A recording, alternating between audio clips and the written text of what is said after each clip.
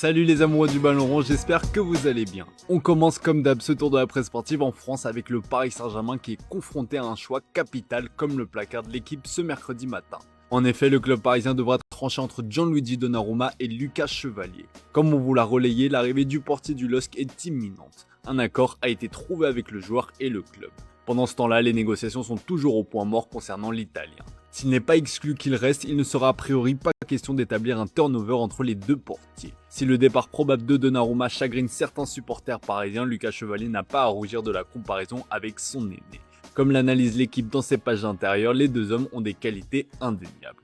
Donnarumma présente une plus grande expérience dans les grands rendez-vous européens, il est meilleur sur sa ligne, mais Lucas Chevalier est jeune et a une grosse marge de progression. Il possède aussi un bien meilleur jeu balle au pied et c'est un domaine qui tient particulièrement à cœur Luis Enrique. Si le PSG compte recruter au poste de gardien de but, ce ne sera pas le cas à droite, comme l'explique le Parisien. Luis Enrique garde les mêmes options, à savoir faire confiance à la polyvalence de Zaïre Emery et de João Neves pour faire souffler Achraf Hakimi. Attention toutefois, le quotidien rappelle que le Marocain aborde une très grosse saison entre la CAN à domicile fin décembre et la Coupe du Monde 2026 en juillet. Attention au risque de blessure. À l'OM, le stage s'est terminé par un joli duel contre Valence. La Provence a vu une équipe prometteuse mais pas encore au point après ce match nul, un but partout. Auteur d'un magnifique but, Jonathan Rowe a envoyé un message à Igor Paixão qui est attendu demain à Marseille. L'Anglais ne compte pas laisser sa place aussi facilement à moins qu'il ne décide de prendre la poudre d'escampette. Car selon la Gazzetta dello Sport, l'Atalanta surveille de très près l'ailier en cas de départ d'Ademola Lookman.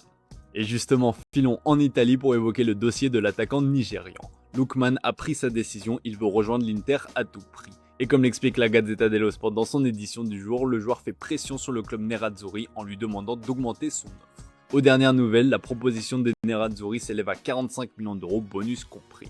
Mais comme le rapporte le Corriere dello Sport, l'Atalanta hésite. La DA juge la nouvelle offre insuffisante par rapport à la valeur qu'elle attribue à Lookman.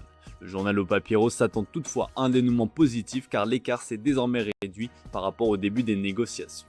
Du côté de la Juventus, le mercato est bloqué, comme le relaye le Corriere dello Sport sur sa une.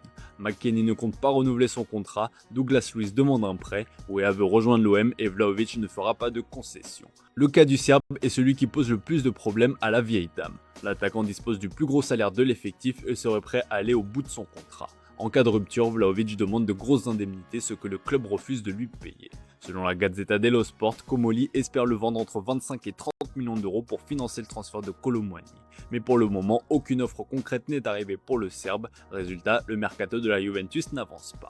En Angleterre, Manchester United a une nouvelle priorité en attaque. Après avoir essuyé de nombreux revers depuis le début du mercato, le Daily Mirror explique que les Red Devils s'attaquent désormais à Ollie Watkins, le buteur d'Aston Villa. Ruben Amorim voit en l'attaquant anglais le candidat idéal pour mener l'attaque mancunienne. La direction de Manchester United espère trouver un compromis entre 46 et 52 millions d'euros pour recruter le joueur de 29 ans.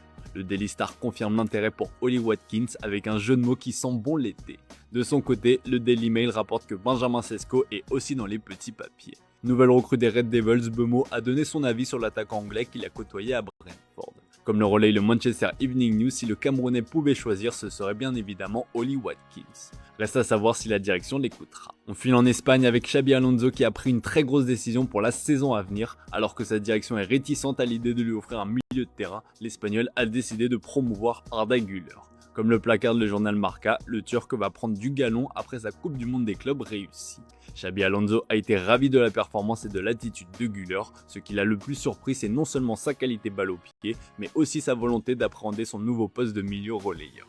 L'entraîneur madrilène a été impressionné par la maturité avec laquelle Güler a assumé ce nouveau rôle et l'objectif est de continuer à le développer. Pour Xabi Alonso, c'est clairement une aubaine de pouvoir compter sur lui à ce poste et en plus ça lui enlève un casse-tête avec la future arrivée de Mastantuono qui a toutes les faveurs de l'espagnol, explique le journal AS. Pour le moment, il est actuellement en vacances mais l'ancien joueur de River Plate va faire son retour le 14 août prochain à l'entraînement et il est attendu de pied ferme. Le club est convaincu d'avoir recruté un crack et le staff prévoit d'investir massivement sur lui. Au sein du club, on parle ouvertement d'un futur titulaire en puissance. Et avec l'absence longue durée de Bellingham opéré à l'épaule, le Real Madrid voit grand pour Mastantuono. En revanche, pour Ferland Mendy, c'est beaucoup plus compliqué. Avec l'arrivée de Carreras, le français part 3ème dans la hiérarchie derrière l'espagnol et Fran Garcia.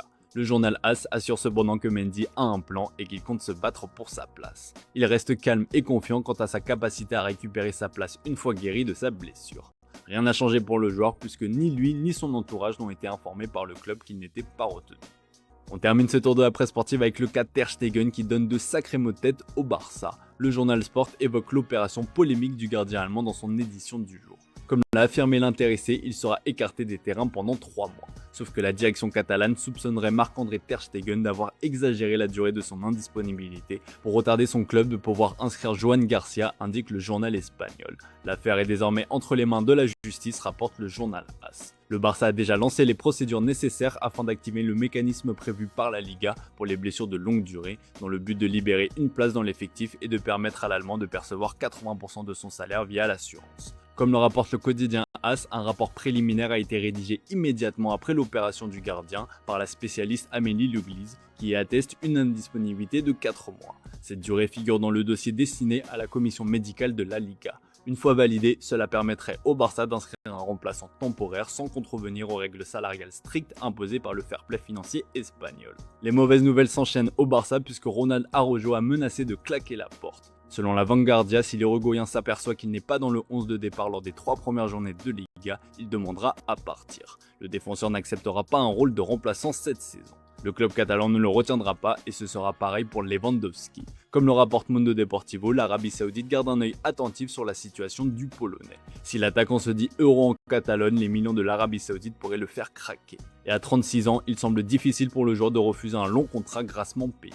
Face à cette situation, le Barça se montrerait compréhensif et ne retiendra pas le joueur en cas de grosse offre. Et enfin, c'est officiel, Luis Diaz ne sera pas un joueur du FC Barcelone. Le Colombien s'est engagé avec le Bayern Munich contre la somme de 75 millions d'euros. L'ailier quitte Liverpool et signe un contrat en Bavière jusqu'en juin 2029. Dans ses pages intérieures, Bild était revenu sur l'arrivée du joueur de 28 ans à Munich.